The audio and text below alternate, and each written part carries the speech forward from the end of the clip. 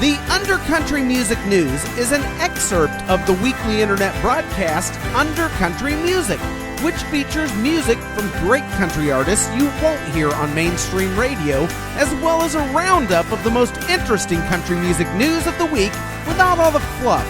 This program you are listening to right now contains only the news portion of the show. To listen and subscribe to the full weekly episode containing the music and interviews, please visit undercountrymusic.com or simply subscribe to the Undercountry Music Podcast on iTunes. Let's get into it. And speaking of a-hole zebras, it's time for the Undercountry Music News!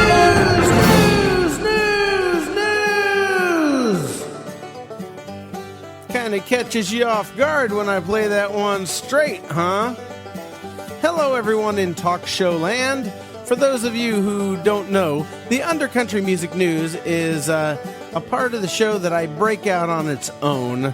It's in the overall show Undercountry Music, which if you're listening to the whole show, you already know that. But for those of you just tuning in on our talk show formats, the Undercountry Music News is broken out as its very own show, all on its own, for platforms like Spreaker and YouTube, places where I can't really be playing the music. The banjo's behind me, I can get away with that. That's not a big deal. But the reason I do that is because I like my show to be everywhere and attract people. And, you know, I'll get copyright flags on YouTube, regardless of if I have permission to play the music or not. And on Spreaker, I am trying to get 100 followers over there so I can get the show onto iHeartRadio. Well, iHeartRadio won't take the show if it has music on it, so my only shot is to get the news section onto iHeartRadio. Right now I have about 25 followers over there, which is freaking awesome. I'm like a quarter of the way there. So if you're listening to this and you're having a good time, get on over to Spreaker and give me a follow. And here's how you get there. Just go to undercountrymusicnews.com and that'll redirect you to that page. Give it a follow there. As soon as I get 100 followers over there, I have a real great shot at getting this portion of the show onto iHeartRadio. So once again, that's Undercountry Music News. All right, what actually is the damn Undercountry Music News? All right, this is where I go on to Google and I type in the search term Country Music News. And I see what web pages, what websites come up on the first page of search results with Google. And then I go into each one of those websites and I pick the one or two real country music news stories from each one. And I compile them all together with the actual news that you can freaking use, and I bring it to you each and every week here on the Undercountry Music News. Now the reason that's significant is because most of these websites just put out a bunch of BS press releases. You know, the artists send them these stupid press releases about every dopey thing they're doing, and these places run it like it's news, whether it is or not. You know, like, Craig Morgan reflects back on Father's Day of years past, and crap like that, right? So what happens if I go to one of these websites and all they got is crap like that and no actual country music news stories? Well, I reward that website with the Undercountry Music News Wet Belch of the Week. It's usually only given to one website per week, sometimes none. So if I find some news on every one of them, then I don't belch. But what it does mean is that if I find a website not doing its job and not reporting any country music news when it says it does, you're going to get my wet belch in the ear, and you can thank the other website for it. All right? Good. I'm glad we got that cleared up here. I did go to Famous Dave's Barbecue for my Father's Day lunch today, so I'm ready to gas it up. All right, over at CMT, they got nothing but a bunch of Father's Day crap. They aren't reporting any news at all. They mailed it in. They're not doing their job, so you know what that means? That's right, the Undercountry Music News Wet Belch of the Week, right out of the gate. And they deserved it, too. And you'll find out why, because there's lots of country music news. There's no reason for them to not have any country music news, damn it. All right, over at Country Weekly, Kacey Musgraves is cutting an album with Brian Wilson of the Beach Boys. At least that's what the headline reads. As soon as you get into the story, you click to read more, then you learn she's just singing a couple of backups on his album, and that's it. A couple of oohs and ahs in the background, and that's all she's doing. So they're effing liars over there at Country Weekly. Now you can also see a video for the Pawn Shop King's new crappy love song called Fall Apart. If you're into horse manure. Over at countryweekly.com. Actually, I'd like to hear a song called Fall Apart if you're into horse manure. That'd be cool. Over at Taste of Country, Craig Morgan, the international harvester, he reveals the details behind a shoulder injury that caused him to cancel a string of shows last month. Now, what the real story is, and it turns out it's not the same as the story that was released at the time. And we'll get into that in a minute. But apparently, he was sparring with MMA fighter Dan Henderson at his training camp. At Dan's training camp, not Craig's training camp. And Craig fell while sparring and dislocated his shoulder, which tore everything away from the bone, quote unquote. Ouch. Okay, I'm not going to try and tell you that it didn't frickin' hurt, because that sounds not a little bit painful, like a whole lot of it painful. Okay? Pain acknowledged, Craig. No fun. I did take Craig to task a couple episodes ago here on Undercountry Music News about this, because he canceled a string of shows over a shoulder injury. Well, you can still sing, buddy.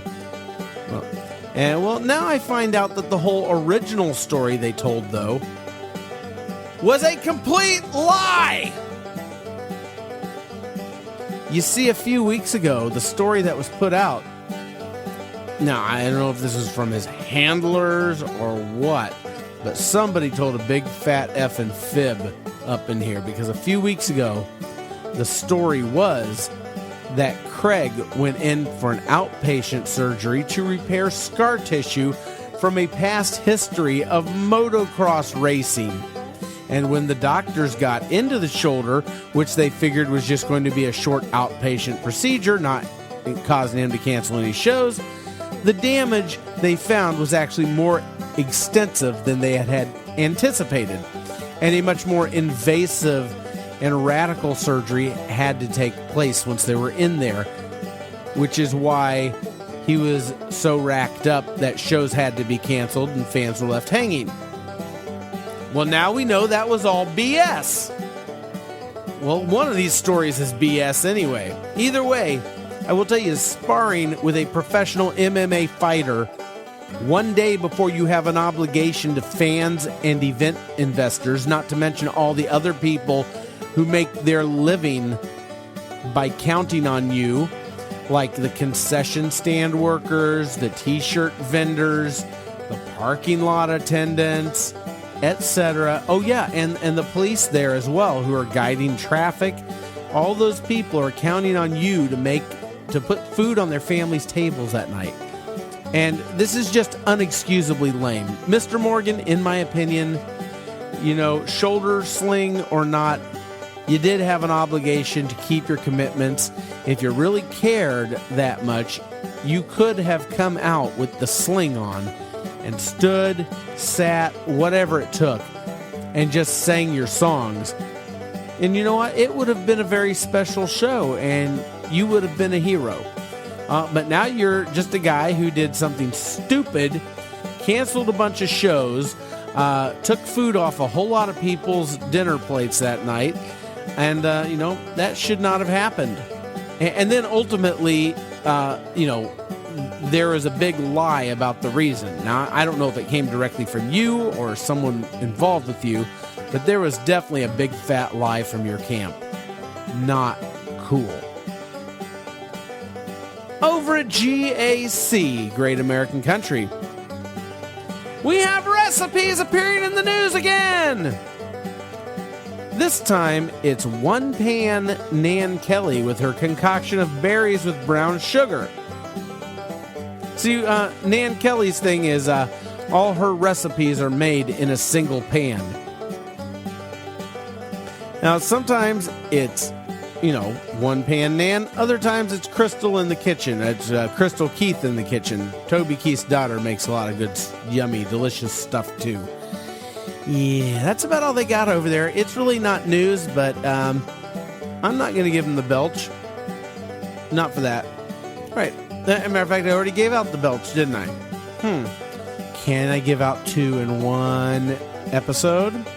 It's happened before. I think it's happened once before. Over at Nashville Gab, Dolly Parton reaches yet another amazing milestone in her career by making the top 20 most popular funeral songs list with her song I Will Always Love You, which is usually recognized as a Whitney Houston song, but it's not. It's a Dolly song. The Cooperative Funeral Care of England compiled this list based upon requests made at 30,000 services over a 12-month period in 2012. We're going to assume those were funeral services. All right. Moving right along here. At theboot.com. Call them theburp.com because they just got the Undercountry Music News Wet Belch of the Week because they got nothing. I handed out 2 belches this week. That is a very rare occasion. That's like a blood moon. Anyway, moving along. They don't deserve it. So let's keep going here. Over at the 615, which is a division of Billboard.com, you can hear a couple of songs from the new Willie Nelson album, Band of Brothers. Both the songs they got posted are kind of slow and sleepy. And Willie's voice is real shaky. I'm not sure how much longer Willie Nelson's going to be at it. So you might, if you're always wanted to see Willie Nelson, you might want to do it soon. Because there are telltales. When your voice sounds like you're, on a cheap motel bed. Well, anyway, still, it is a collection. His new album, Band of Brothers, is a collection of new and original songs. Instead of what most guys in the twilight of their careers do, which is to put out new recordings of past hits for a quick buck or just repackage old albums. Ask Led Zeppelin how many times they've done that. They're doing it right now, actually. Anyway, so I have to give Willie some props here. Still touring his ass off and still cutting albums and ripping bong hits on the tour bus. Don't know how much longer we're going to have this guy around for, but I will sure miss him when he's gone. Also over at the 615, the band Shenandoah narrowly avoids being burned alive on the highway after a fuel truck explodes right in front of them on a highway in Texas. Now, in all the commotion, a car sideswipes Shenandoah's, I'm assuming, tour bus and sent them hurtling through a huge fireball, which came from, the wrecked tanker truck that was on fire in front of them. Now, fortunately, the bus and the crew and those guys all came out, they're fine. Nobody was hurt, not even anybody involved in the accident at all, including the tanker truck. Nobody was badly hurt, and there wasn't even enough damage to their bus to even detain them. Missed having that Dolly Parton song played for them by Whisker.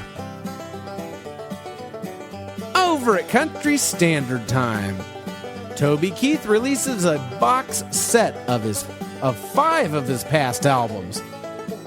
Nope, no new material, just repackaging the stuff you already have for a quick buck. Lame. Come on, Toby. Willie Nelson just dropped a new album of all new material and has another one scheduled for this fall. And he farts dust. All you can manage is to grab 5 old albums of yours and shrink wrap them together and call it a new release? Really? That's all you got, Toby? There ain't no more bullets in the gun? You shouldn't have been a cowboy? How do I like you now? Also, over there at Country Standard Time, George Strait sets an attendance record with 104,793 people in attendance at the final show of his Cowboy Rides Away tour. And Country Standard Time goes on to erroneously state that this show was billed as his last show ever, which is an absolute lie. George Strait even said at the beginning of this tour that he is not retiring from playing shows, and has reiterated that in recent interviews, as recent as like a month ago. And he's also not retiring from recording. The only thing he is retiring from is marathon touring, where you go on the road for a year or 2 and you don't see your own home during that time, unless you just happen to be cruising through the town on your way to somewhere else. So once again, the machine and its BS factory trying to spin you into a tizzy. Don't believe the hype. Over at nashville.com, their second week here in the Undercountry Music News, and congratulations, guys, you made it a second week here. They are reporting that Craig Morgan's face is going to appear on packages of moon pies. That seems strangely fitting to me right about now. And this has been your news.